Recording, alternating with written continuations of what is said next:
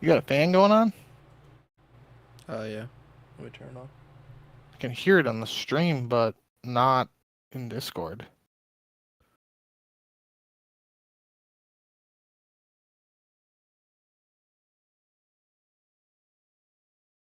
You got up right when I said that.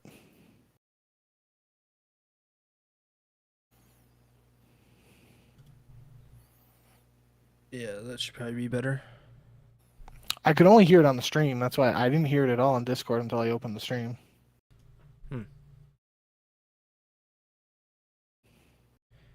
Yeah, I mean, I think the gate is different on Discord and the stream, but I mean, I can never get it perfect. Like it always cuts off a little bit. It's good now. That just means we got to be quick so you don't overheat. There's no chance that I will not overheat. I mean, it's not as bad as it could be, but it's not good.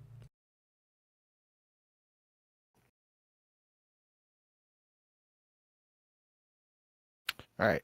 Testing 1 2 3 1 2 3. Testing 1 2 3 1 2 3.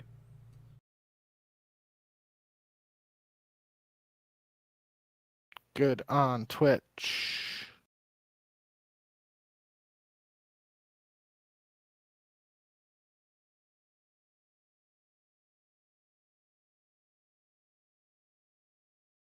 Good on YouTube. All right.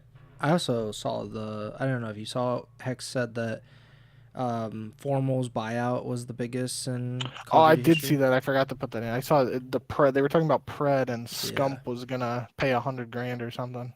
Yeah, so Pred was 420 and then Form was 430. I'll put it in the tweets. Okay.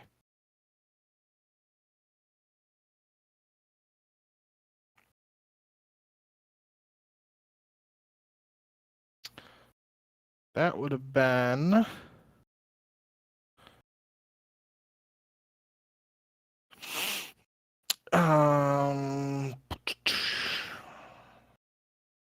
for the first Huntsman team.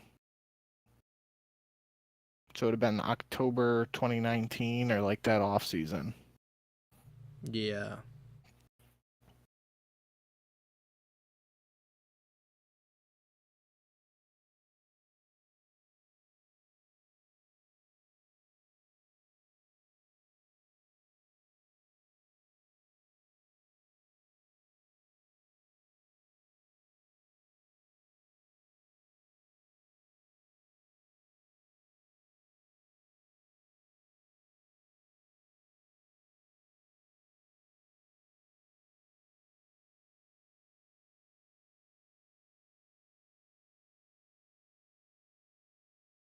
We don't gotta talk about any of that, the first stuff, because that was weird. How G2 initially said like Mambo was gonna be benched, and like 3 hours later they said, just kidding. He's going to Minnesota. Yeah, I saw your text and I was like, all right, I don't know what that means. And then I saw like them like scrimming together and I was like, all right, that doesn't make any sense now. Also, what was it? Temp said that Gwyn was weird and that was why he. I have the Gwyn tweet, but responds to Temp. He said like that's basically why he got dropped, is like he doesn't have like friends on like teams and everything. Temp Gwyn.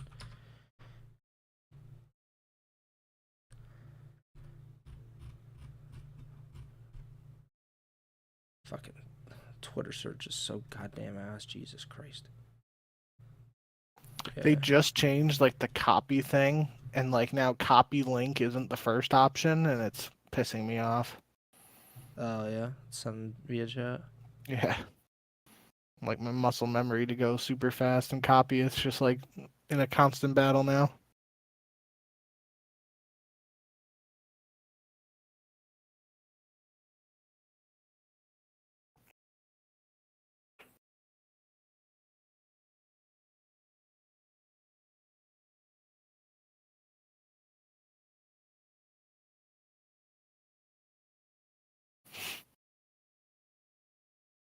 You ready to get started? Yep. All right. Hello and welcome to episode 240 of the Ego Chall Podcast. My name is Preston Byers, and as always, I'm joined by my co-host, Justin Binkowski, and on today's episode, we are talking about the first week of the Major 4 qualifiers in the Call of Duty League. Major 4 is in just a few weeks, and the end of the CDL regular season is coming up along with it. And we got to see a lot of new rosters or new look rosters in action this weekend. We had some other stuff that we will talk about as well. But before we get to any of that, how are you doing, Bink? Yeah, doing all right. It definitely was a interesting week of Call of Duty, to say the least. Not the most action-packed or the most dramatic or all-time or anything, but we got some good stuff to talk about. So hopefully it'll be a nice, smooth sailing episode. Get through the stuff we got to get through and just move on. And one less week of online Call of Duty until we're done with that portion of the season. Let's talk real quick about some of the stuff that isn't the matches, just to kind of get it out of the way. This was, I think, a pretty interesting conversation that they were having on one of the OpTic podcasts with, it was Hex, Formal, it was Maniac and Scump, and they were talking, and the concept or the topic of buyouts came up, and Hex just kind of put it all out there, and it turns out, according to him at least, that Formal is the largest buyout in Call of Duty history, and that his buyout to go from, well, then I believe it was Luminosity, or the Luminosity Gaming after Black Ops 4, to go to the Chicago Huntsmen to begin the CDL. He said that buyout was about $430,000 to get him on the Huntsmen, which he said is the biggest in COD history, and that the Pred buyout, I believe this is when he was on the Surge, and there was a lot of we talked about it. If you go back to, I think that might have been the first or second season that we did the podcast, but we talked about the potential buyout from him when he was with the Surge, and if OpTic were to actually get Pred during the season, how much would that cost? And apparently it was about $420,000, so almost the biggest buyout in COD history. And obviously that specific move did not come to fruition during the season, and he ended up going to OpTic after the season. But I'd like to get your thoughts on this. I would imagine buyouts are much, much different now, much cheaper. You would hope, right? That it doesn't seem like there's nearly as much investment into the space as there was back then in 2020, 21, 22. And it feels like maybe teams are a little more level-headed with the money. How do you kind of view those numbers? $430,000 just to get at the time, 1/5 of your team together to start the CDL. Yeah, so I'm assuming the reason this was brought up is because of all the discourse around the Wevy and Cloud9 situation, and that's what really is just kind of insane to sit down and really think about that. 6-7 years ago, OpTic was paying six figures for a buyout to get Formal back, and now we have multiple. It's not even just one team. We have at least two teams in the CDL that we know have not been willing to pay $2,000 in full to buy out players from challengers teams. And that's just absolutely insane to say out loud and think about. And I, like you said, times are different. There was obviously a very big discrepancy in the salaries and stuff going on at the start of that CDL. And that's when it was the 25 million for a spot, and everyone thought that was going to be the thing that, the launching pad for competitive Call of Duty, get it off the ground and,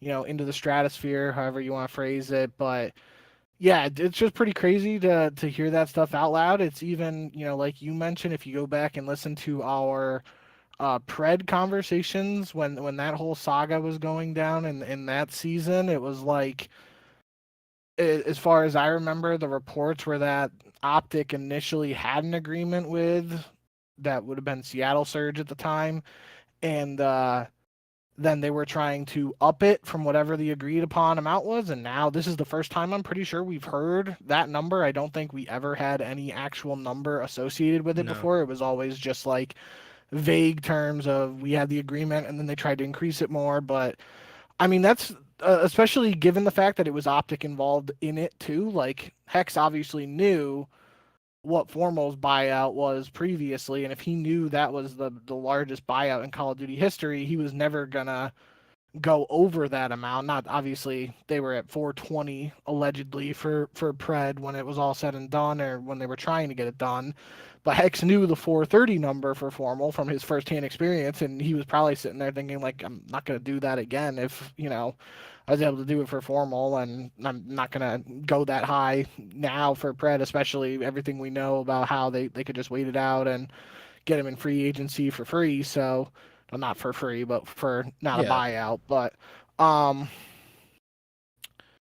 yeah, pretty crazy conversation. One of the clips I did see, I'm pretty sure they were talking about the Shotzi buyout, and I think Hex said that was 300,000, and I'm not sure. I feel like we did hear that number in years past. The only thing I 100% remember is the story that Hastro saying that like Hook took a pay cut in order to get the shot to help pay for the Shotzi buyout. And then you hear this story now with the Pred situation where Hex was saying that like Scump was potentially going to throw in $100,000 to get Pred. And that's pretty crazy to hear out loud too, because, anybody who's followed Scump for a long time knows like he does not like to spend his money and anything like that. And the fact that like it was even getting to that point where that was a conversation or of almost happening, like that's pretty funny to me and kind of insane just like to hear all this stuff out loud. And it's one of the cool things about Call of Duty is, there are so many things behind the scenes that we don't know about, and then they'll just randomly drop like this, and it's like, oh, I mean, if it takes like, Cloud9 trying to screw over an 18-year-old over $1,000 to get this story, then I guess that's at least one positive from that other ugly situation. Yeah, and that was, like you said, kind of the impetus for this conversation was them talking about Wevy, and all four of them, I think, interestingly, empathizing and sympathizing with him in this situation, and especially because Hex is one of the owners in the CDL. He's one of the 12, and for a like you really can't kind of imagine this situation happening in the NBA or the NFL where one of the team owners goes on to like Pat McAfee's show or whatever and then is like, yeah, isn't it crazy how this other owner in the league is screwing over his player? Like it just would never occur. And but like obviously in Call of Duty, that's like it's not as taboo, it's not as kind of regulated as these traditional sports leagues. But that's basically what was happening on this podcast. I saw that Formal, he literally said that it is a spit in the face of Wevy to make him pay a buyout because, obviously like Formal as the most expensive buyout in history, like I think it would be insane for him to even fathom, what do you mean I have to pay to be on this team? Like, no, you're going to pay me a lot of money to be on this team. That's kind of how it works. And obviously I think Scump and Maniac felt the same way. Scump even said like that he couldn't foresee people really going to Cloud9 and signing up to play for C9 because of this, because of all of these issues that seem to be around this organization. And obviously that's like one of the most popular, one of the best Call of Duty players of all time. And I think like guys that are coming up or guys that are in challengers right now, whether that they think about that or not, I think that could have an impact to have some of these guys basically say like, yeah, this is ridiculous. Like you shouldn't go to an organization that doesn't value the way that I think most other organizations would value you. And I think Maniac was even the most empathetic in that situation. He was just like, I feel bad for him because like he's an 18-year-old kid. He's like barely out of high school and he's being told so many things and like you just want to play and you're being taken advantage of. But like you just kind of look past that and you kind of just do whatever you feel is best for your career, when obviously like all of these guys have been through life and been through their careers and they've learned probably the hard way of like when you get scammed by players and you get scammed by teams and like what you're supposed to do in those situations. And obviously like it doesn't seem like Wevy has, I mean, if we're taking that conversation with his manager that Jersey Jerry recorded, like that doesn't seem like he has the best people around him that know what they're doing and like necessarily have his best interest in mind and are able to guide him in an intelligent way. So I think all of that was an interesting conversation. Obviously, it's kind of done now. It doesn't seem like there's going to be anything that comes of that else with Wevy. It does seem like he's just on C9 and, you know, he's not going to get the full EWC prize pool or whatever they get for 16th place, I'm sure.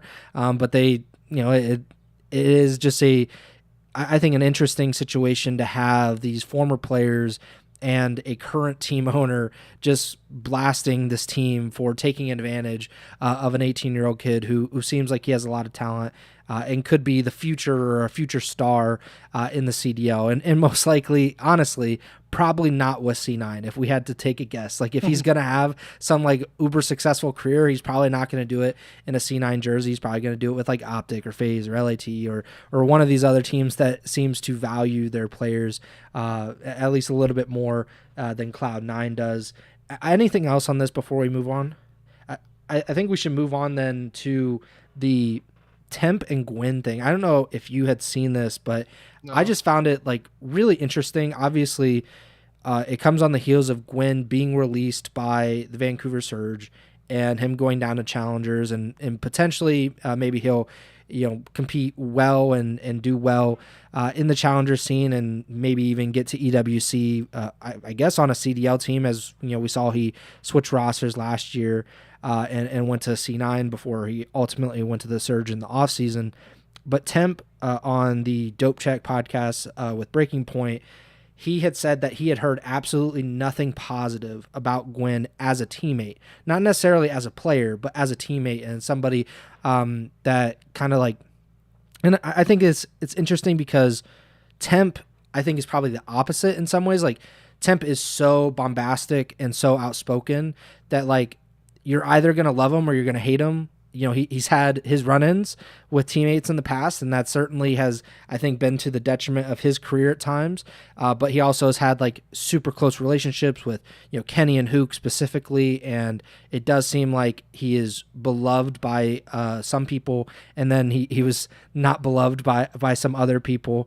But it doesn't seem like Gwyn even had those, you know, like a small group that were on his side, at least according to Temp, and obviously that's just one side of the story. But Gwyn seemingly responded to the I wouldn't call it an accusation necessarily. It seems a little dramatic, but the idea that he is not friends with people, and he said, you stay to yourself and they call you weird.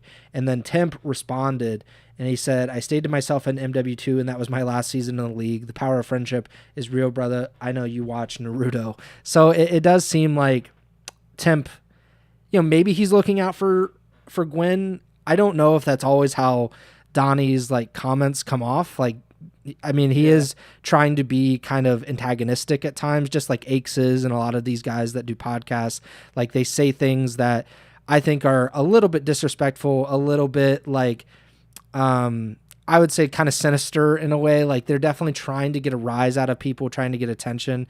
And it seemed like, at least in this, it did piss off Gwyn.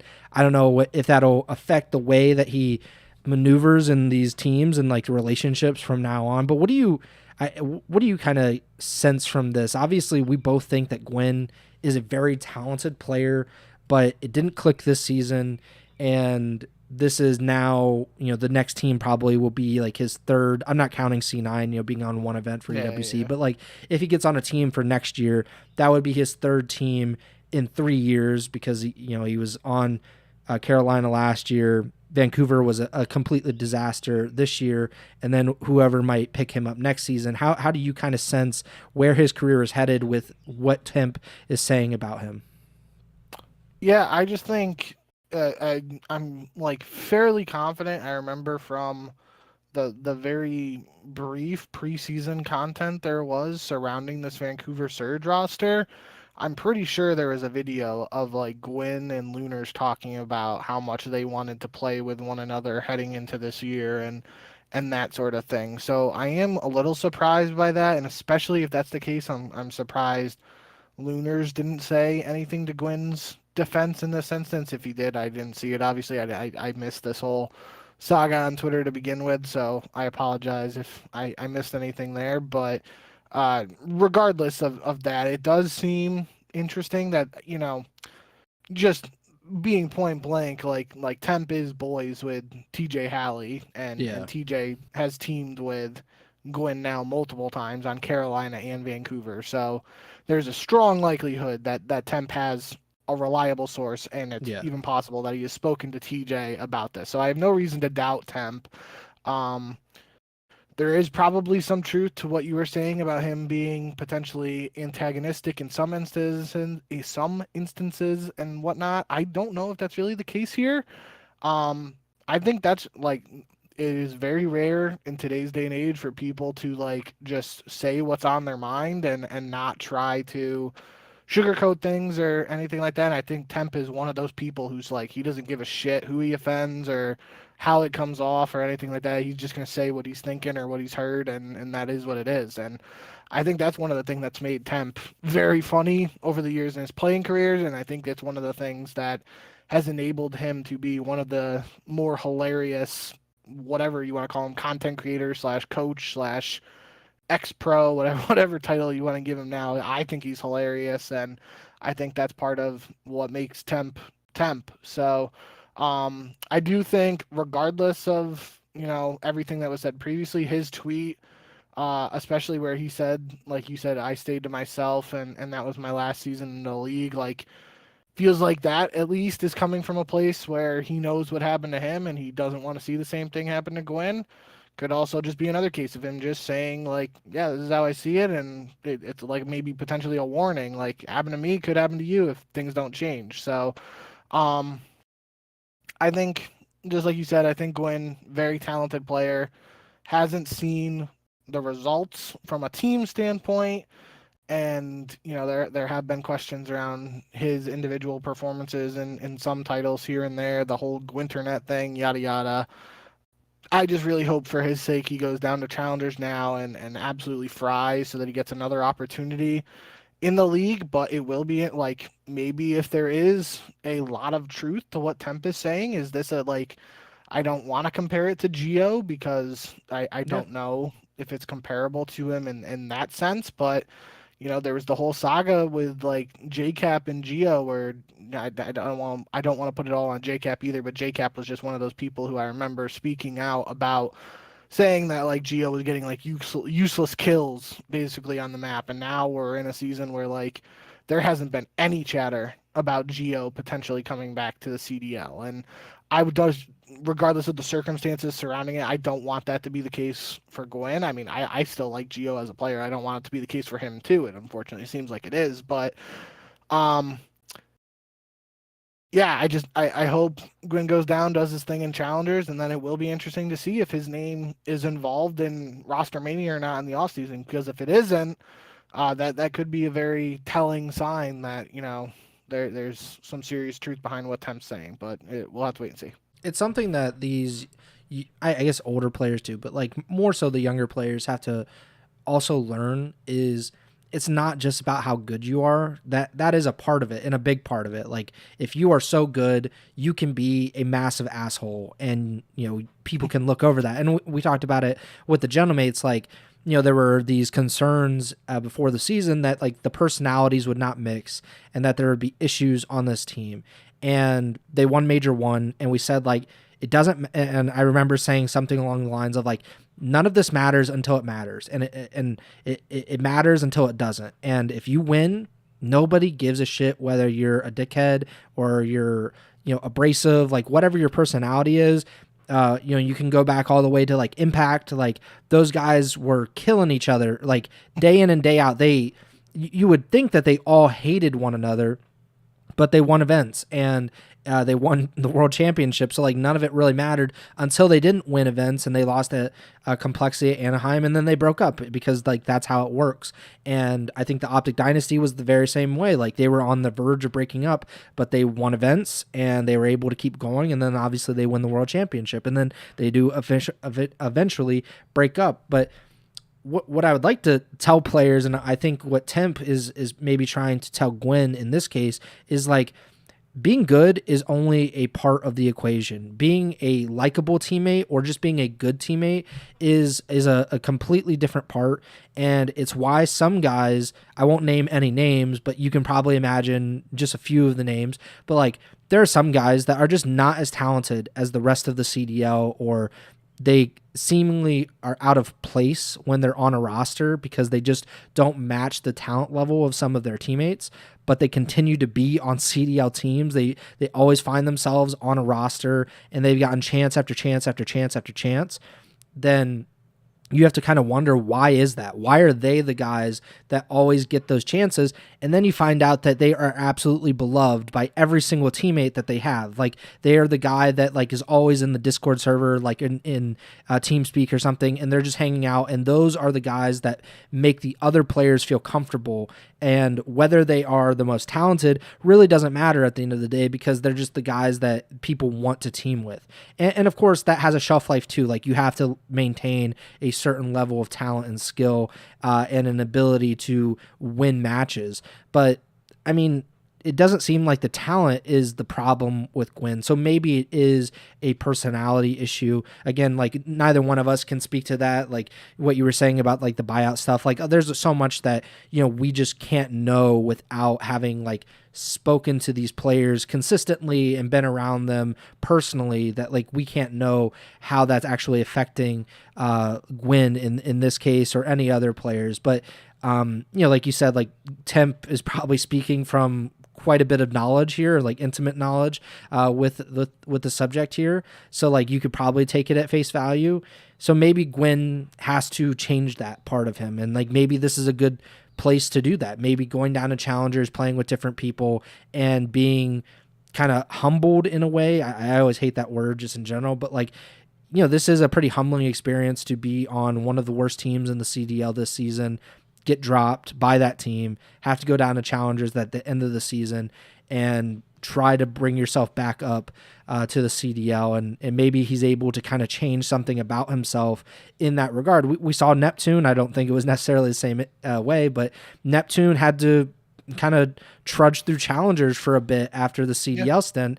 And then I think he's in the best possible position these last 2 years that you could ever imagine someone coming back in to the CDL can find themselves in. So I hope the same for Gwyn. Obviously, I'm a fan. I mean, he's a rookie of the year. He has a lot of talent, but you know, this is a pretty awkward situation that he finds himself in with the Temp comments, and I hope everything works out for him.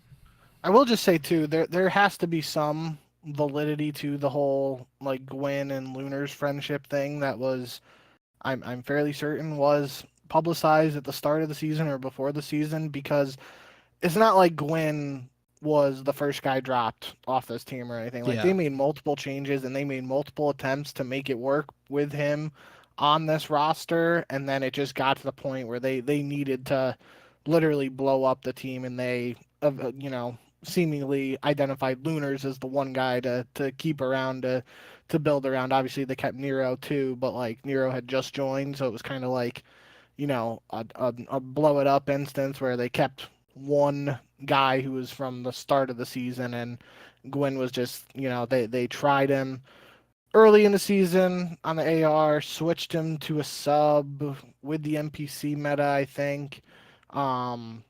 Tried him, you know, they even bring in, like we said, TJ, a former teammate who, on those Carolina teams, that's when Gwyn played some of his best Call of Duty, even if it wasn't from a team standpoint, and like they had some success in Search together. So like that, I viewed, at least at the time when they bring in TJ, yes, TJ was playing like one of the best players in Challengers with the Bush at the start of the season, but it was also like a move that the players on the team, mainly Gwyn, had some familiarity with him, so you bring him in and try and maybe make Gwyn more comfortable. So I do think there is some truth, most likely, to both sides of this equation. Yeah, and this is just probably, like you said, like a bad season almost to look at Gwyn's career, because he has consistently been the best player on his teams the last few years.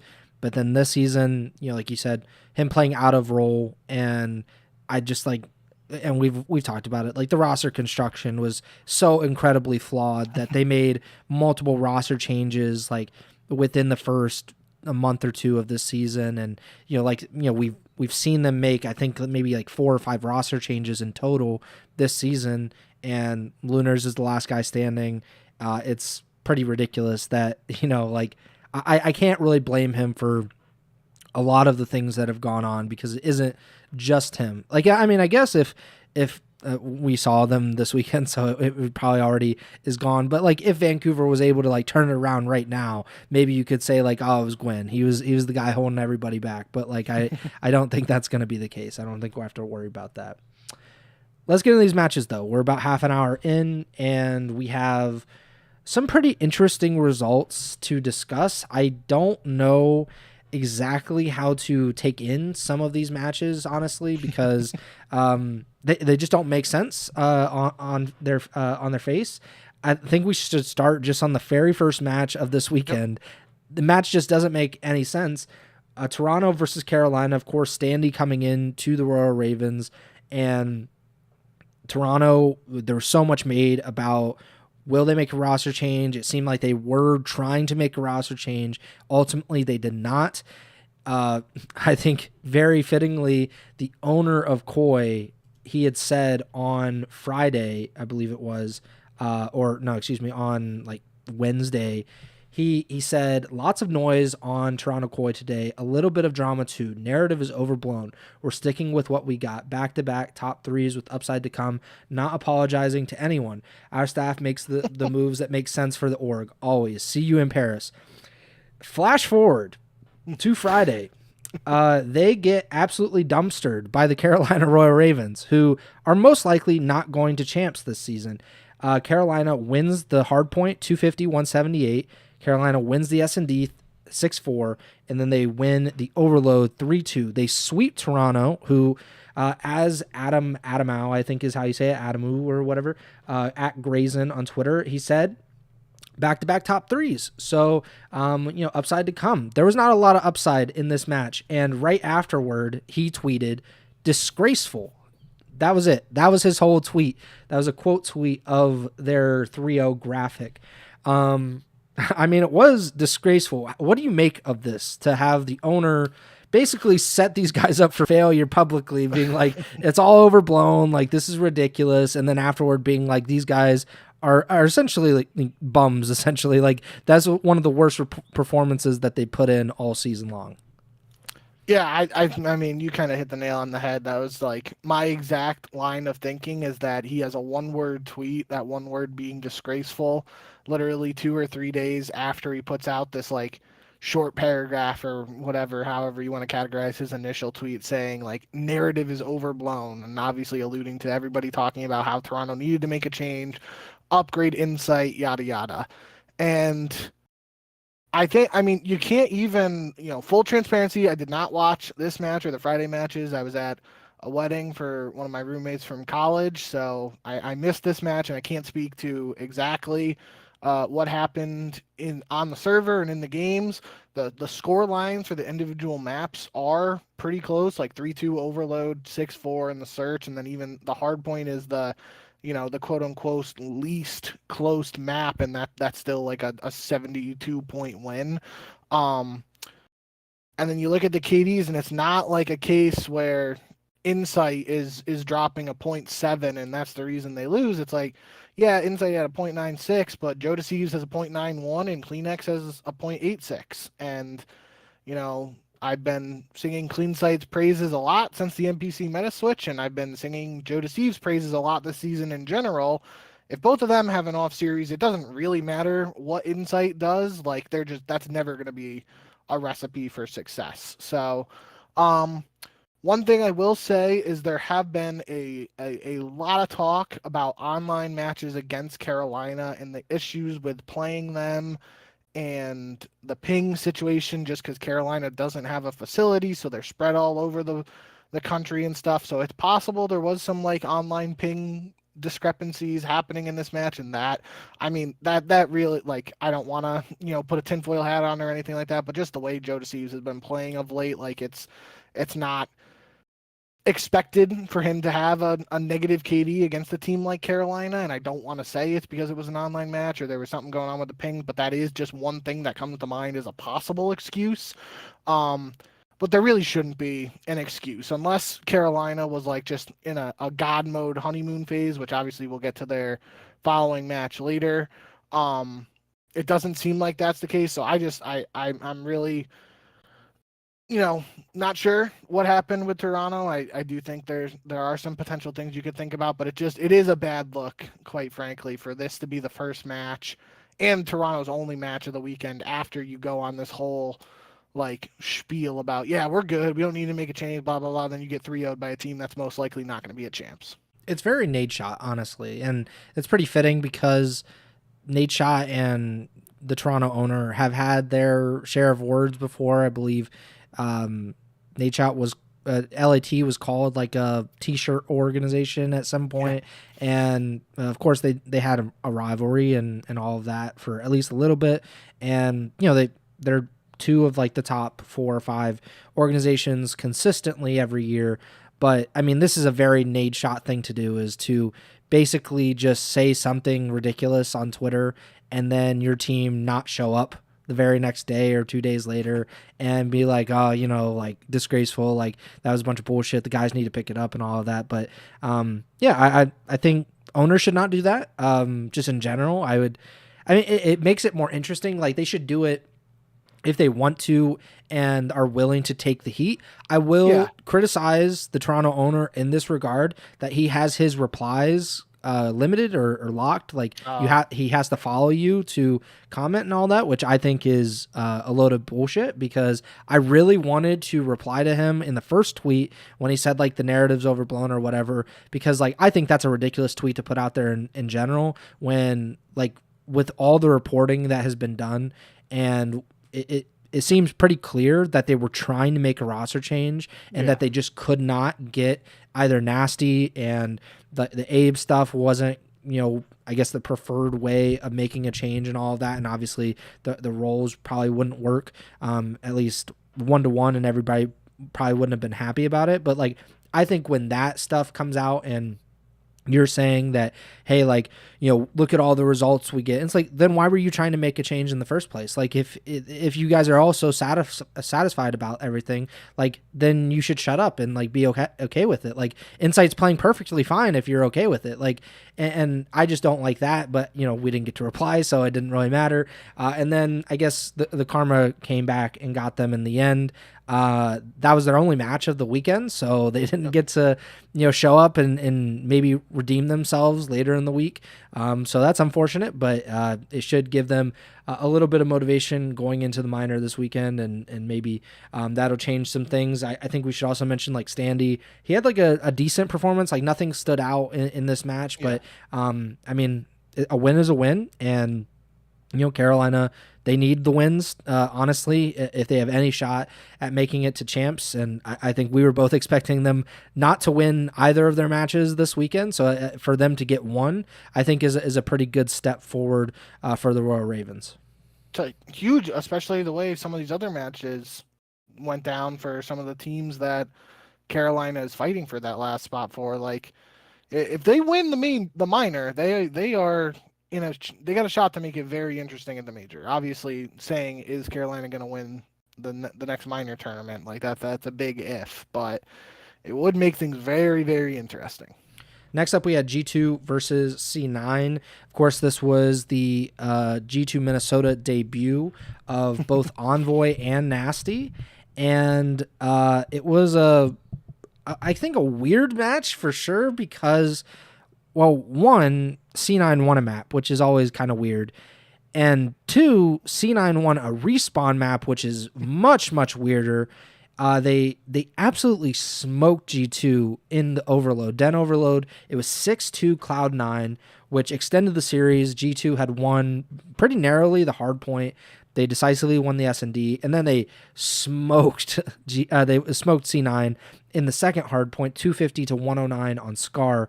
But I mean, like, what can you say? Like, G2 has been, like we've said all year long, incredibly inconsistent, one of the most inconsistent teams in the league, and that's really saying something when only like 3 teams this season have been able to like tie their shoelaces for more than 3 weeks in a row.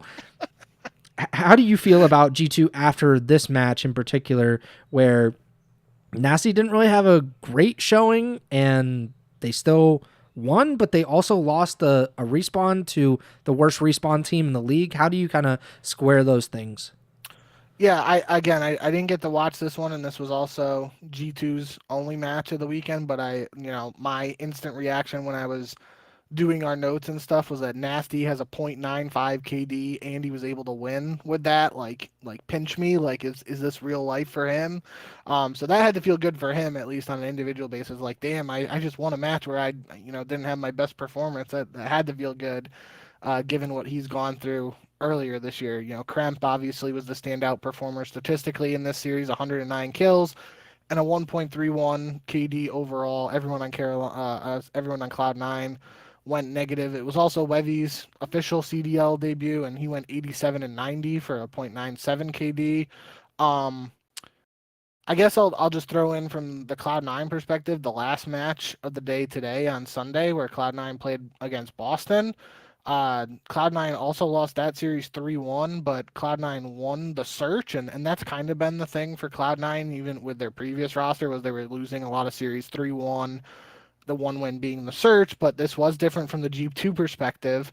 But including this Boston series, they had 3 hard points this weekend, both against Boston. It was 250 to 241, 250 to 245 map 4, and then the map 1 against G2 was 250 to 240. So they had 3 hard points within 10 or fewer points. So it's not like, yes, in this last map, map 4 Scar hardpoint against G2, Cloud9 almost got 100-point clubbed. Other than that, the 3 other hardpoints they played, very competitive, and especially today, the first map against Boston in the hardpoint, you could make the case that Cloud9 should have won that map and closed it out. So that could be a sign of good things. Obviously, I'm not going to say it's like a sign of good things to come for Cloud9 because their season's basically over and they're just playing for EWC at this point. But it is at least a very small initial sign in my eyes that like they are playing better in hardpoint than they were with Ocus on the team. So that's at least something positive for Wevy, regardless of the actual results. But yeah, this definitely was an interesting series to see after the fact, because again, didn't get to watch it, but from like a statistical or only being able to look at it from a numbers perspective, like if you told me G2 was going to beat Cloud9 3-1, I'd be like, yeah, that's fine. Cloud9 wins the search, G2 wins the respawns, and have a nice day. But it's not exactly how it went, so that is a little interesting. But like I said, you throw in that second Cloud9 match to close out today against Boston. There were some very close hard points in there. Cloud9 did win a search in that series against Boston, so maybe not all. Maybe it is all done for Cloud9 on the CDL front, but at least for EWC, this could be good practice, I guess, to potentially try and get Wevy some more money, since he already has to give up a portion of his prizing for that tournament anyway. But yeah, for G2 perspective, definitely like to see that Kremp is still frying in his first match without Estriel, at least first match this year. Definitely, got to be a good feeling for Nasty, though, to be able to get that dub, and especially the way his season went previously. Like, he gets a win here, even if it's against the Cloud9 team, like, still getting a win where you don't have your best performance, that's got to feel good. Yeah, and I think with Wevy, he didn't play super well in the hard points or the S&D in the first series. I mean, it wasn't bad by really any means, but he definitely shined in the overload, and then it was kind of the opposite against Boston. He played pretty well in the hard point and S&D, didn't play great in the overload, but like honestly, that's pretty good. Like, being an 18-year-old player, these are your first 2 matches. I think Minnesota, like it's pretty difficult too, because obviously Minnesota could be very good. We'll see if that actually turns out to be the case, but like that's a much tougher team than Boston is, and at least he had like a really good map in the overload, and I think that was a big part of why they won. Obviously Hyde did pretty well in that map as well, but like you're an 18-year-old player and you got to play 2 CDL teams, and you did decent to good to very good in different parts of those series, and that's always a good sign. And I think I forget, maybe it was Octane or one of the pros was like he's got something, like there is something there. Then it's not just a bunch of hype. It is like actual talent that he can showcase, and hopefully he's able to kind of improve his stock and continue to develop with more matches against CDL teams, which I think that's the big part about, like, I don't think that he should have taken the offer from C9 because like it's C9. Not necessarily anything against other CDL teams that maybe would have offered him, but I didn't want him to go to C9 in particular. But if he's going to be on C9, he's going to get some really tough matches in this next 4 or 5 weeks.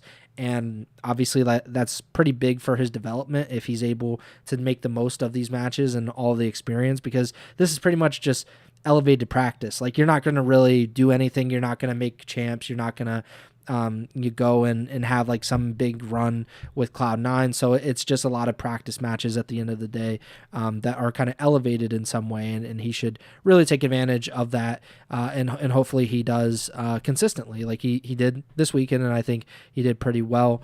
Next matchup though, I think this was like a glorified show match. Like, this was ridiculous. Vancouver versus OpTic. Nothing that we really expected to be competitive, and it certainly wasn't. I mean, the S&D went to a round 11. The overload was decently close, but this was a 100-point club in the opening hardpoint, and OpTic just won 3-0, and that was kind of it. I saw somebody say that Dashy was just putting his feet up this series, and he just kind of took the series off, and that was just kind of how it went. I mean, I don't know if you have any thoughts on this, but there's really not enough of just in general to have thoughts about. We could just loop in OpTic's second match, because they didn't dominate Miami as much in the hard point, but another round 11 S&D win, which is interesting for OpTic, and then they absolutely crushed Miami in the overload 6-1. So a 6-0 week, 2-0 week for OpTic. What did you like about them coming off of obviously a third consecutive major grand finals loss? Yeah, didn't get to watch that first match, like I said, on Friday for Vancouver. So obviously, based on the numbers, like you mentioned, the S&D going to a round 11 is probably the only thing that's noteworthy, especially a 100-point club in the map one. So I don't think we need to really spend too much time on that series. It was officially confirmed after some uncertainty in our last episode that Craze and Mamba have joined Vancouver. So those were the reports and everything, but that wasn't officially confirmed until after we recorded last episode. So Vancouver is now Craze, Mamba, Lunars, Nero. I'm not sure if I said it at the time. I think I said it in one of the episodes, but that it was interestingly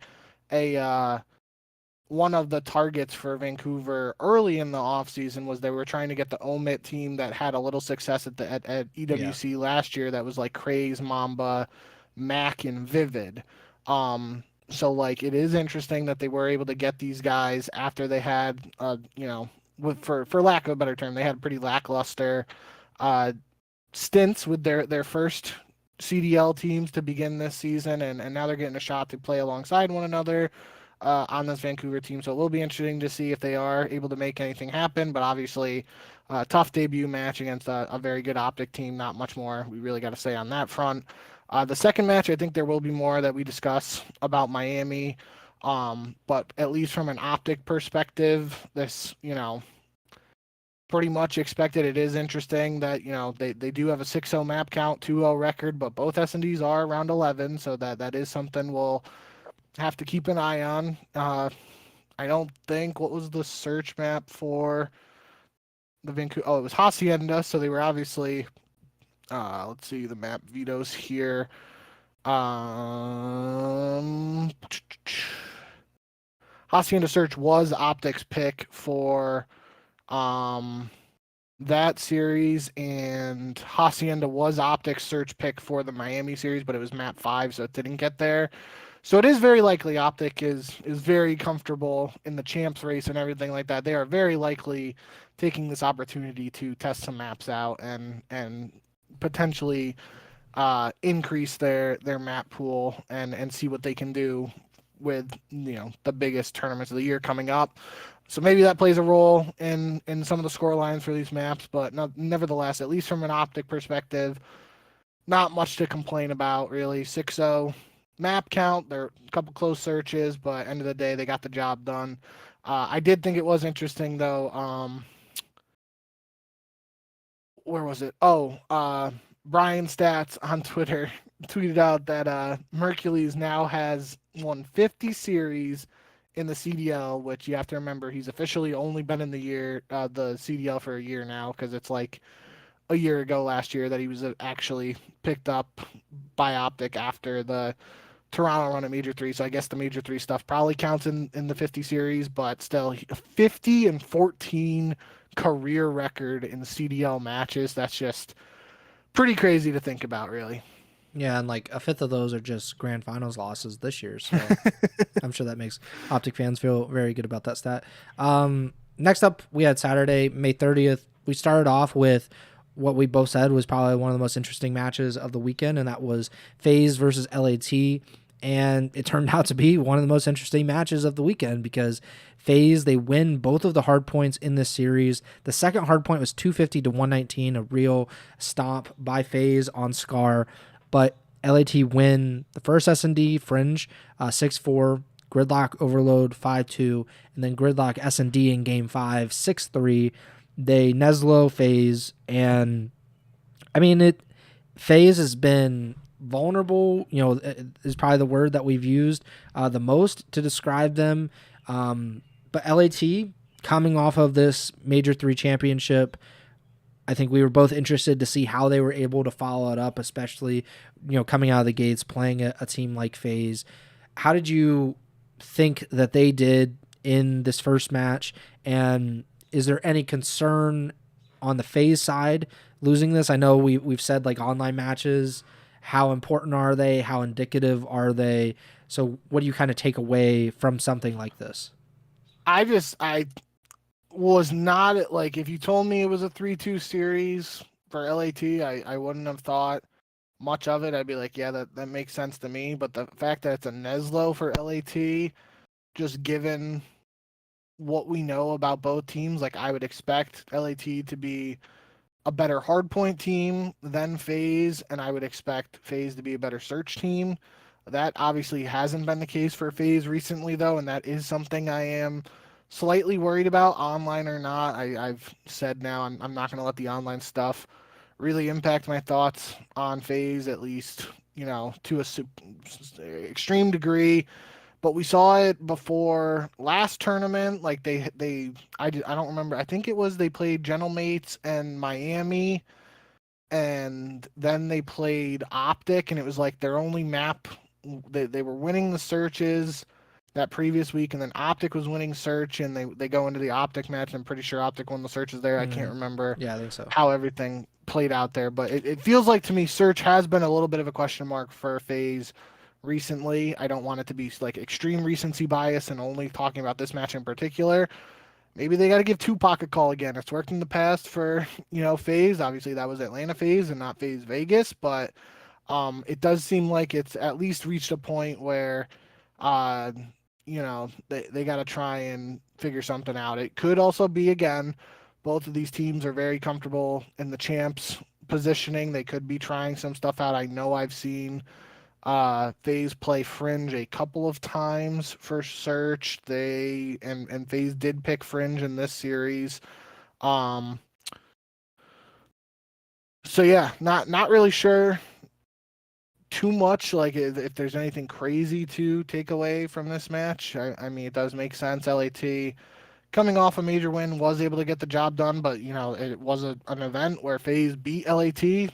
Was a reverse sweep, I believe, in that first round matchup, and then LAT got their revenge later in the tournament. So we've been seeing these teams square off multiple times now, and it's been close series. Just the way this one went down with FaZe winning the hard points and LAT pulling off a NESLO, just was not expecting that at all.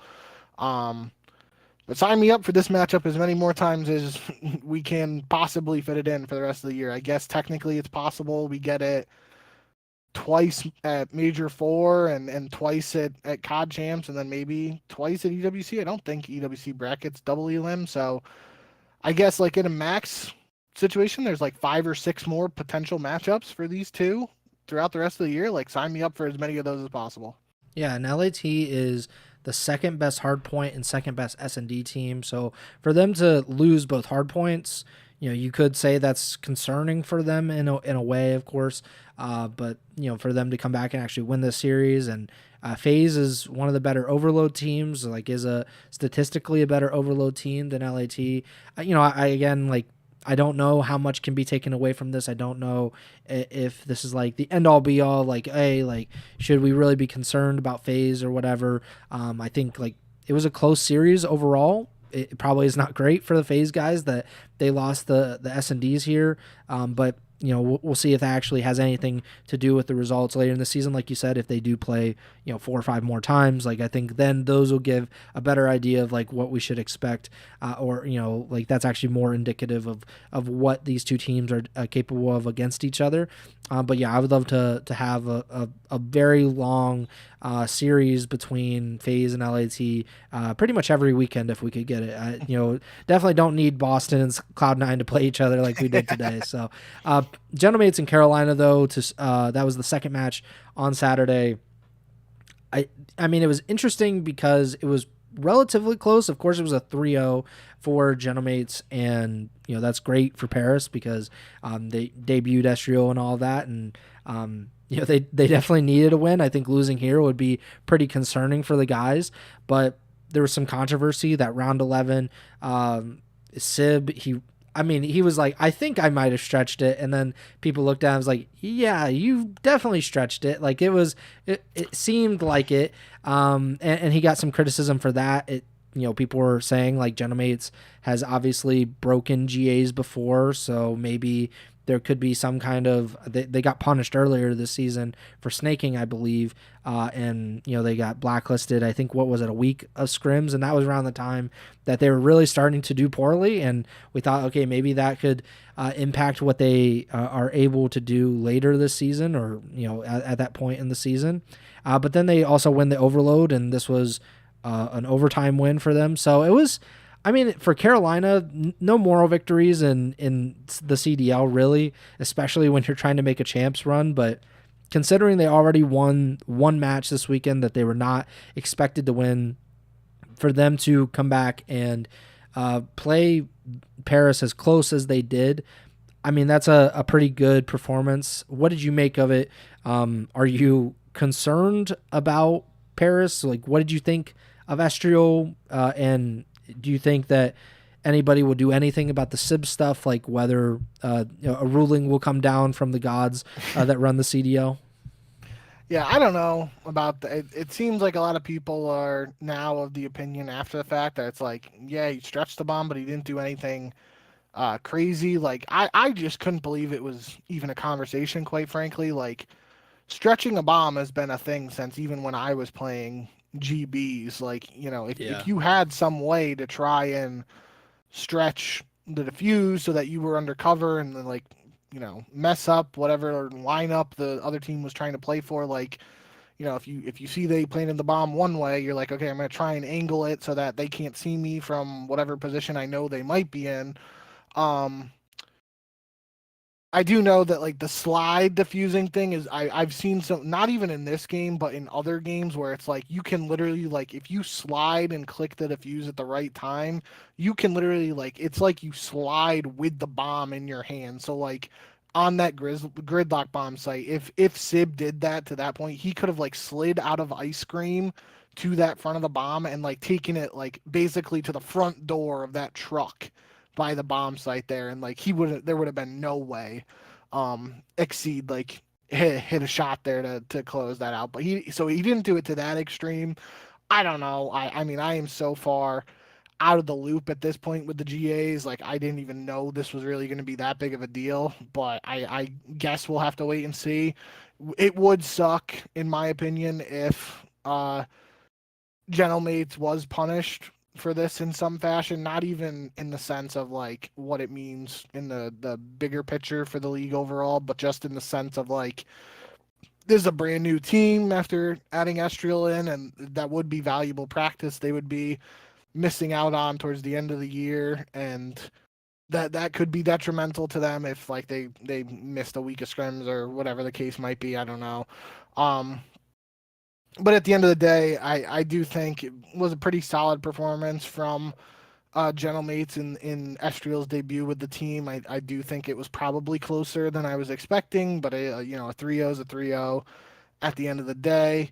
Um, and yeah, that's really I do think too. It was I saw a clip from the flank where like Zuma was kind of like joking about Exceed's movement at the moment of uh, Sib's diffuse, and it was like, well, yeah, if you weren't like hitting your head or messing up your movement trying to jump on top 18 with the sniper and stuff like that, then you might have had a shot at a better angle or whatever. And then this isn't even a conversation, but it is what it is. I do think I guess we'll have to wait and see if there are any repercussions from it. But it was an important win for Gentlemates, especially after the fact of what we see happens in their second match. Let's talk about the second match because it really is. Paris has been so up and down, and they have not looked like nearly the same team since Major 1. I guess like for those first few weeks of the Major 2 qualifiers, you could say like they looked right around the same. But like it's been pretty bad overall. They have not been like a top 3 team for most of this season now. And then you see them, they play Carolina, and it's relatively close or whatever, but they still win. So you can kind of say, all right, it doesn't matter. Well, then Sunday comes around and they play the Riyadh Falcons, and the Falcons, like we said, they had a very good Major 3, definitely their best performance on land, pretty promising, and maybe we're thinking like it's a sign of things to come. And if you were going to say that, or if you're of that belief, then you certainly are of that belief now, because they not only beat Miami on Saturday, which we'll talk about, but then on Sunday, they sweep the Paris Gentlemates. A very close hard point, 250-240. They win S&D 6-4, and then they win the Overload 3-1. So on one hand, you can say, well, Falcons are kind of peaking at the right time. They're starting to click, which was always the thing, is like this is a very talented roster. They shouldn't be struggling nearly as much as they are, but they certainly were. So how much of that are you putting in your mind? Like Falcons are just doing really, really well, and Paris, new roster, or I guess new iteration of this roster, and some of the same old issues that we've seen the past few months. How do you kind of think about those two parts with this result, a 3-0 win for the Falcons? Yeah, I think especially from a statistical standpoint, you look at it for Paris, and it's like this is literally a G2 series for Estriel at least, and it's just the names are different because Estriel's the only one who goes positive. His other 3 teammates have an off series, and it's like we've seen that this year already with G2, and even in past years with some of Estriel's performances, where it's like he does his thing. Like he's obviously not like going nuts or anything. He went positive too, but from that perspective, it is slightly concerning that happens literally his second match with this team, and it's like not saying this is what he's thinking, but it's potentially like, oh shit, here we go again, or whatever that meme is, where it's like he's in another situation, just different names. For Falcons though, I think it is,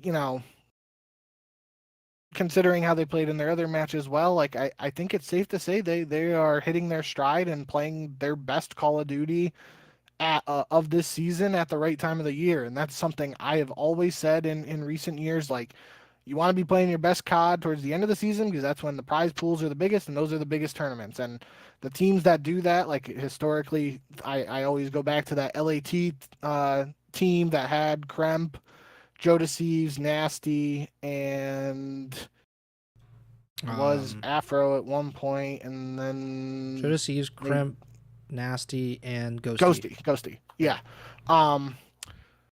I always go back. They played their best at that champs and the EWC to end a season where that was like coming off the LAT entering a rebuild after getting rid of their champs winning roster and all that yada yada.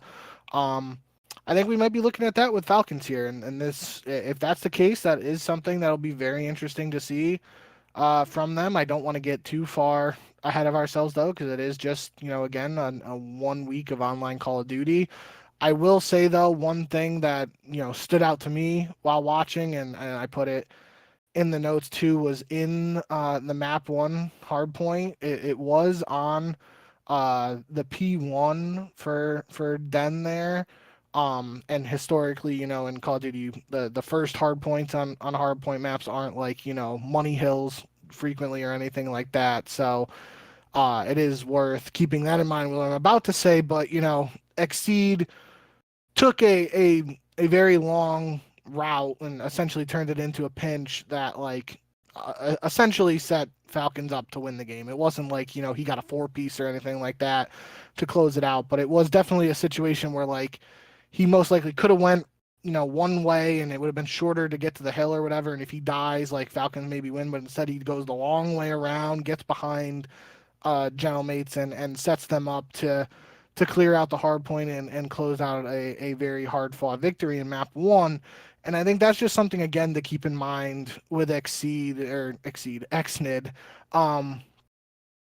Something that we've talked about with him now over these last 2 years is just his development as a player. And that's something, if you aren't watching the game and you don't see that route, you just look at the scoreboard after the match, you might miss something like that. And obviously Xnid did end up having a good statistical performance in map one, so it's not necessarily the case here, but there are instances in other, I think of Asim really as a guy that he would do this sort of route. And I remember in Vanguard there was one instance on Berlin where he went all the way around the train tracks on whatever that hard point was for that map, and he set up that would have been for LAG, I believe. I'm going down the rabbit hole here now, but point being, there are moments in Call of Duty matches that can't be you can't just look at the scoreboard and be like, yeah, that guy did well, that guy sucks. It's these sort of moments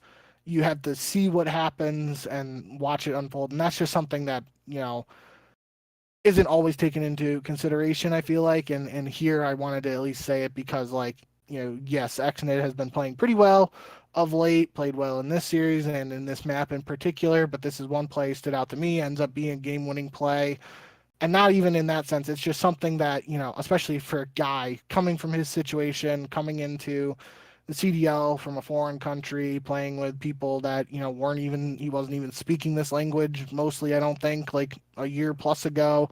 It's just another sign of his potential development as a player. And that's been a big talking point, obviously, with Falcons in terms of what direction they want to go with in the future with their team and all that. But that was a big example for me from this match. And I just think overall excited to see how Falcons are able to build on their success in this first week. Yeah, I definitely come away from this match more impressed by the Falcons and more of a believer in the Falcons, and less not really thinking, oh, it was Paris. It was the Gentlemates just not performing. And maybe that will kind of play itself out and we'll say, okay, actually it was Paris and they just weren't the team that we thought they might become. But if you look at the Falcons, since the beginning of Major 3, they sweep Cloud9, they sweep FaZe to get the number 1 seed out of their group. They sweep Paris in that first round of the Major. They go to Game 5 against OpTic and lose, and then they drop down and they lose to LAT 3-0. Of course, LAT goes on to win the event. OpTic gets second. So the two losses that they have coming out of that event are to the top 2 teams. And, okay, what does that really even say? And then they come in, they sweep the Gentlemates here. We'll just talk about their other match too, because that was the final match on Saturday. Then they played Paris to begin on Sunday, but they beat Miami 3-2. And I mean, this was a lot more interesting of a series because Miami looked like they actually could win this series, and they very nearly did. Miami wins this opening hardpoint 250-234. Then Falcons win the round 11 Fringe S&D to tie the series.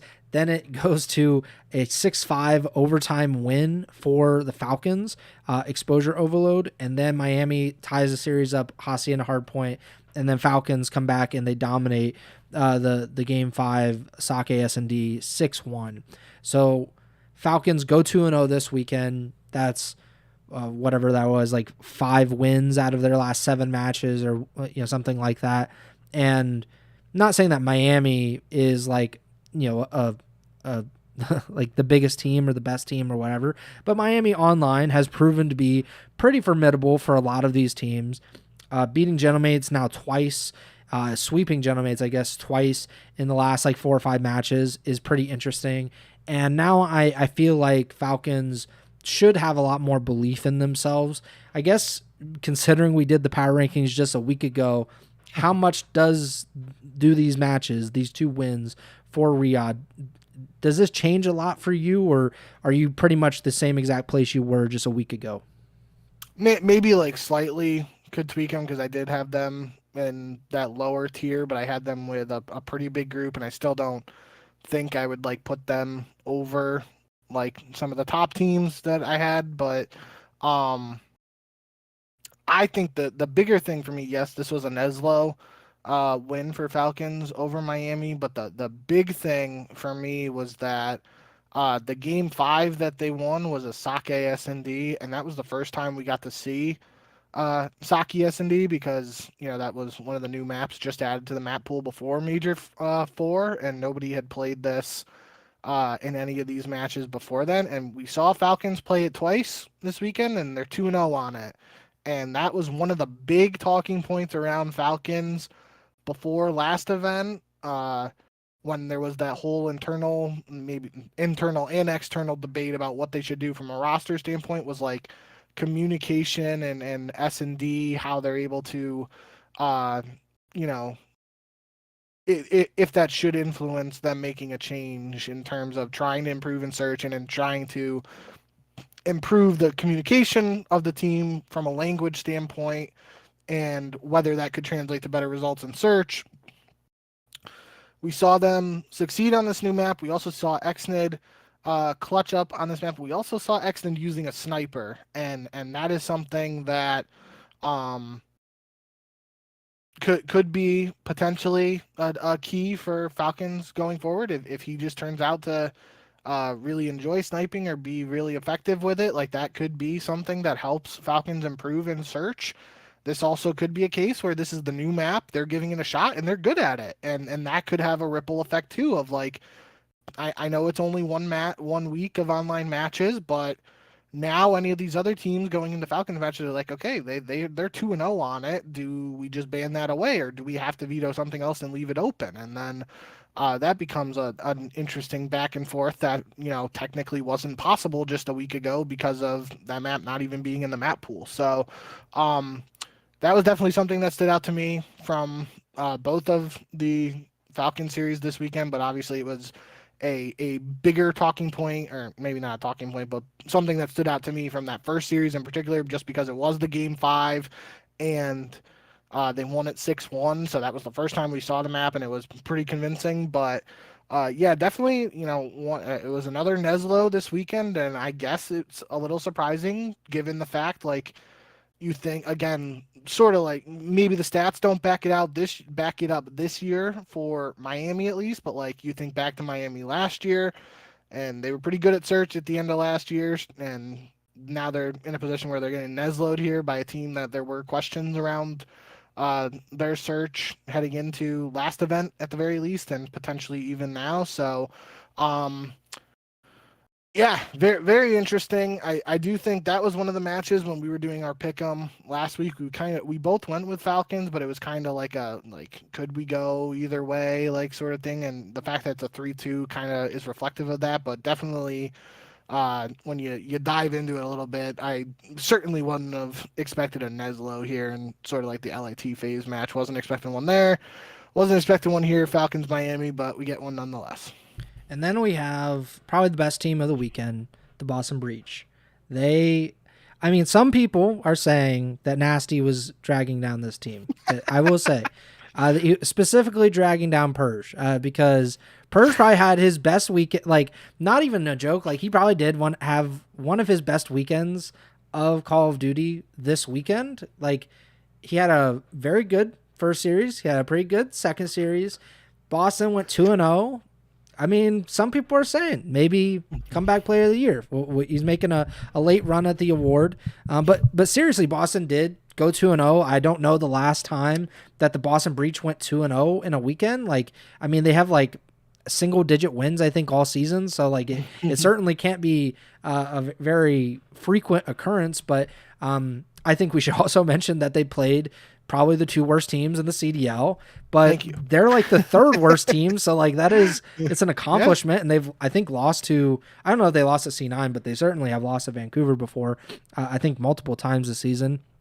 But I do want to just like at least give them a little bit of shine. It's been a bad season for the Boston's winning champs crew. And, they beat Vancouver 3-2. They had to reverse sweep in this series. They lose a really close opening hard point. A pretty close S&D goes to 10 rounds. And I think they pretty decisively win those final 3 maps. And then obviously today they had the last match, and I mean, like, I was bored out of my mind watching it because I'm like, neither of these teams matter at all. Like, it was interesting to see Wevy and what TJ could do, obviously, back on Boston and all that. But, like, I wasn't incredibly locked into the series, but it was entertaining in that these were very close matches. 2 hard points within 10 points, 250-241 on Den. And then the final one was 250-245.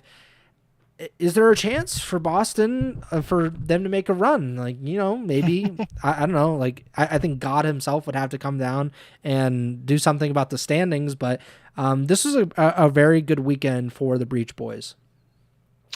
Yeah, I will say I was fully prepared in the notes here after watching those first 2 series or first 2 maps of the first series for Boston versus Vancouver, and especially after map 1. I was ready to put it in the notes and be like, blow it up. Purge has got to go. This is unreal. Then they pull off the reverse sweep, and Purge does play well, like you mentioned. And then there's the post-match interview where he literally says, I'm like, yo, this is my last match ever. And I thought that was the funniest thing in the moment for him to actually say in a post-match interview, just because it was like the realest thing he could have said. Like, it was like damn, I'm getting smoked here by another team that's at the bottom of the standings. Like, I'm cooked. And he was just basically like, yeah, this is what I'm saying, that's what happened, and I'm saying it. Like, there would other people in other sports and stuff would give the very PR answer of like, we got to hit the score, or I want to say chalkboard, but that's not the phrase anymore. That I'm thinking of. Hit the gym? Hit the books or whatever. No, I'm trying to think of what the phrase is, and I'm blanking on it now. But regardless, yeah, I thought that was a pretty funny interaction, and you did a good job illustrating in the sense of, yes, it is a 2-0 week for Boston. Yes, Purge did play pretty well.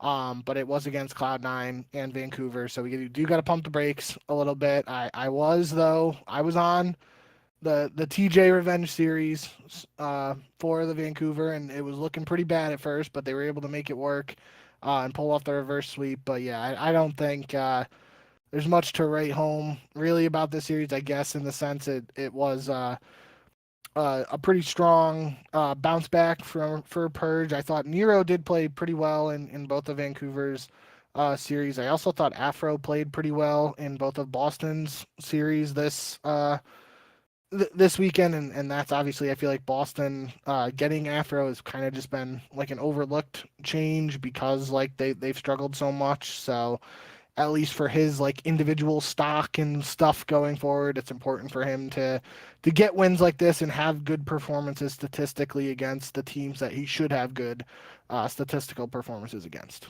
I mean, regardless of who they played, Boston winning 2 matches creates a very funny looking standings after week 1, because we have 3 teams that are 2-0, and that is OpTic Texas, the Riyadh Falcons, and the Boston Breach, as we all very much expect out of week 1. And then you have G2 and LAT, they're both 1-0. Paris and Carolina are both 1-1. And you have FaZe and Toronto. Those would be the 8th and 9th seed right now. They're both 0-1. And then you have 3 0-2 teams, which is Vancouver Surge, Miami Heretics, and Cloud9 New York. Obviously, if you're Miami, you're like, what the hell are we doing? Like, we cannot be down here for too long. It is not a good place to be when you're surrounded by the Vancouver Surge and Cloud9 at any point in the season. And just not great for Miami overall. The pick'em, I think it was really the difference of you went with Boston in that series, and I went with Vancouver. I shouldn't have believed in my Breach Boys, but that was pretty much the difference this week. You went 8-2, I went 7-3, so we are now officially tied up again in the season-long pick'em. You are 151-76. I am 151-76, and Trimmer is still winless, so he is quite a bit behind us as we go into the minor.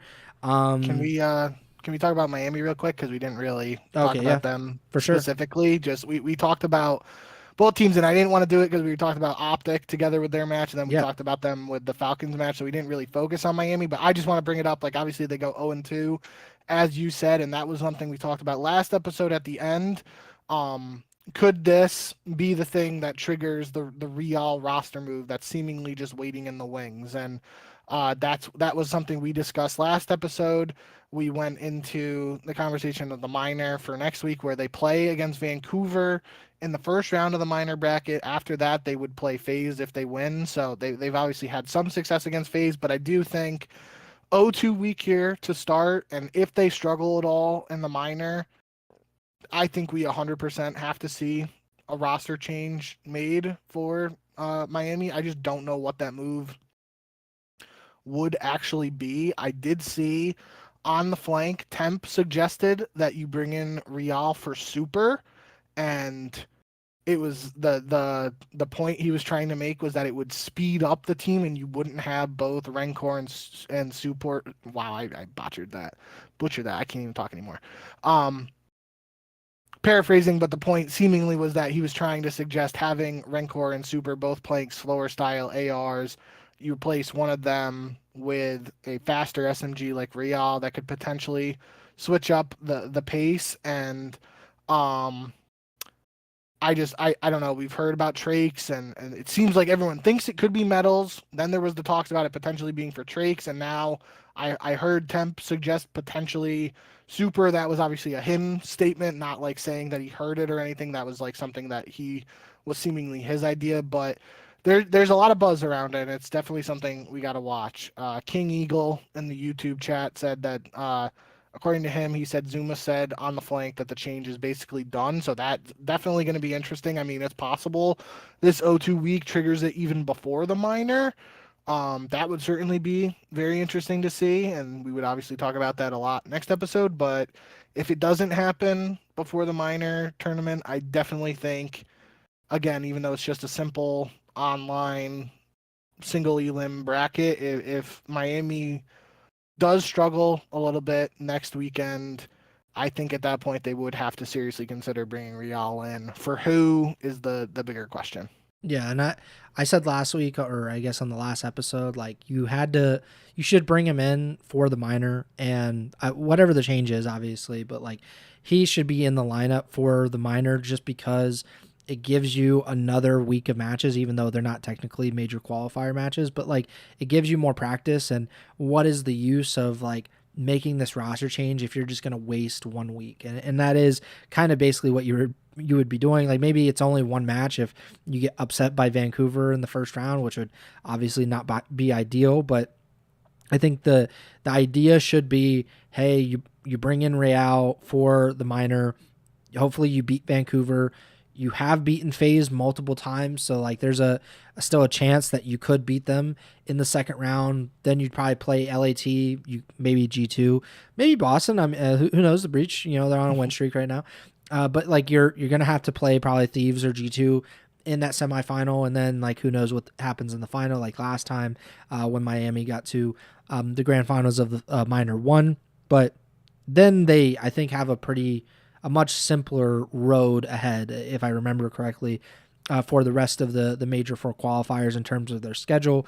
So it would give probably the only competitive, or hopefully one of the only competitive weekends of matches for Miami, and they need that. They need to get Real back into the system and see if they're able to figure it out. I think it would be a little silly, honestly, to replace Super. I get Temp's idea and the philosophy behind it, but I just think like talent is the name of the game, even though the play styles, obviously we've seen that come back to bite Real specifically with Toronto earlier in the season. But I just I can't get on board with taking out Super, who was one of the most transformative players last season.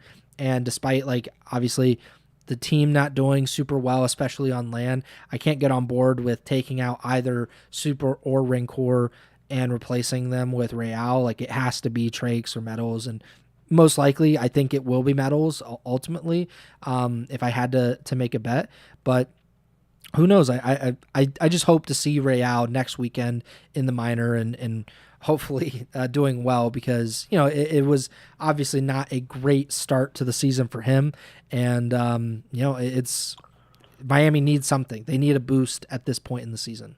That's the one thing I'll say about Real, and I promise it's my last point, is that we saw Real struggle with Toronto during the Dravic meta. We haven't seen him, at least I haven't seen him in challengers now with the NPC. That feels like to me that is more of a Super Saiyan Real SMG, as the phrase that I've liked to say over the past couple of years. And I think with this current meta, he would most likely see more success than he did earlier in the season. I don't think that's too far of a stretch to say, just because he did struggle so much early on.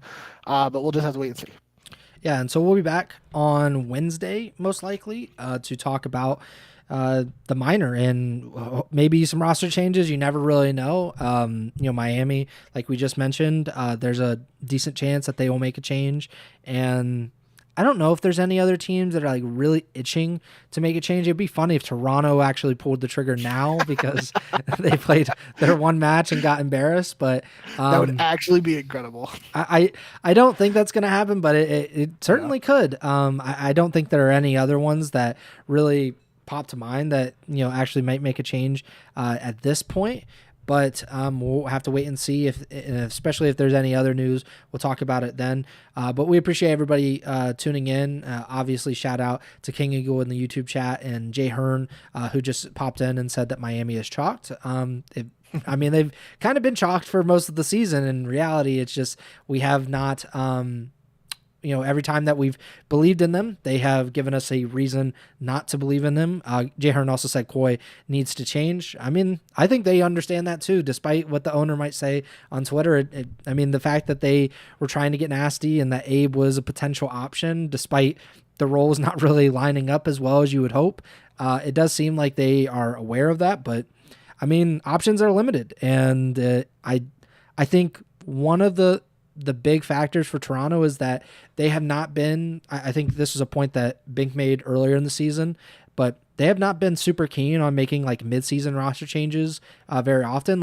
Yes, benching and promotions and all of that, they have done that, but bringing in other guys, they've really only done it maybe with Hixie and obviously they signed Kips up to, from challengers and all of that, but it hasn't been a big frequent occurrence for Toronto. They have been more of a stable organization, and they've kind of been all right, we have our guys and we're going to stick with them and we're going to let them rock and see what happens. And I don't know what the option is, honestly, now that Nasty is off the board, and that was the perfect solution, I think, for a lot of these, for a lot of teams that needed an AR boost. And obviously that's not going to work out now. So I don't know exactly what they could do at this point in the season with only a few weeks left until the Major Four, and then obviously about a month or so until champs. But maybe they'll surprise us. Again, thank you for listening or watching. Make sure to subscribe, follow the podcast feed wherever you're listening or watching on. We're on Apple Podcasts, Spotify, Amazon Music. We are also on YouTube. If you want to watch the live stream or the VODs, you can do so on YouTube, or you can do it at twitch.tv/Ego Chall Podcast. You can follow and subscribe there. You can also follow and subscribe to Bink on Twitch, twitch.tv/JBink with 2Ks. Follow us both on Twitter at JBink with 2Ks, at Preston Byers, and the podcasters at Ego Chall Podcast. And again, next show is slated to be on Wednesday afternoon. I think maybe we'll see. Obviously, this is a busy time of year for me for work, for my full-time work and everything. So we'll discuss it, but obviously we will be back before the minor to discuss the tournament and whatever happened in between. That does it for me. Bink, take it away. Yep. Thank you guys, as always, for all the support and stopping by. Shout out King Eagle and Jay Hearn in the YouTube chat for stopping by as well. And yeah, I think we had a pretty eventful show, given, despite everything that was going on this weekend. We made it work. There was some interesting stuff, and I think we had a good combo around it. So I hope you guys enjoyed. But yeah, we got the minor tournament next weekend, and then 2 more weeks of qualifier matches after that. So only 3 more weekends of online Call of Duty, at least for the CDL. Obviously, challengers might be a little different, but the clock is ticking here on this Black Ops 7 season, and especially the online portion of the Black Ops 7 season. So, like I was saying, especially when we were talking about Falcons, you want to be playing your best Call of Duty at this point of the year, and it's getting to that point. And clock is ticking on some of these teams, and we got to see how they're going to respond to any adversity they're facing right now. So, I'm amped up and I'm excited. Hope you guys are too, and we'll be here couple days to break it all down and preview the next weekend and minor 2. So hope you guys enjoy. Appreciate all the support as always, and we'll see you on the next one. Remember to send the chow.